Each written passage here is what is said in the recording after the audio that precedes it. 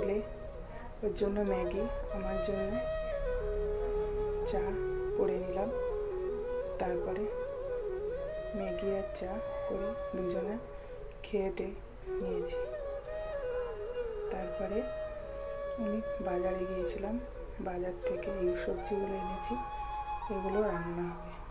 এগুলো রেখে তারপরে ছেলেকে স্কুলে দিতে গেলাম। ছেলেকে স্কুলে দিয়ে এসে তারপরে রান্না বসালাম। যে মাছ, ভোলা মাছ এনেছিলাম সেগুলো ভেজে নিয়েছি। ভেজে তারপরে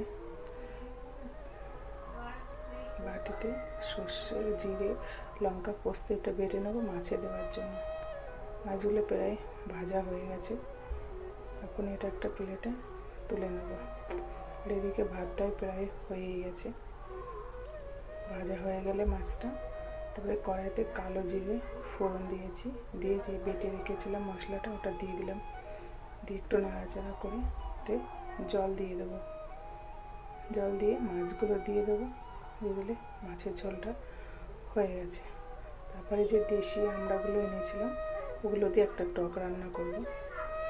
ওটাকে নুন, হলুদ সব দিয়ে তারপরে জল দিয়ে দেবো। জল দিয়ে একটু ফুটিয়ে নিয়ে তারপরে একটা কড়াইতে সর্ষে ফোড়ন দিয়ে টকটা ঢেলে দেবো। দিয়ে তারপরে নামিয়ে নিয়েছি। এদিকে মিনির সাথে বসে আছি, শাক করেছিলাম, শাকটাও ভাজা হয়ে গেছে। তারপরে মিনির জন্য খাবার, এটা মিনি খাবে। মিনিকে খাবার দিয়ে তারপরে ছেলেকে স্কুলে আনতে গেলাম। দিয়ে ছেলেকে এনে খেয়ে দিয়ে ঘুমিয়েছিলাম।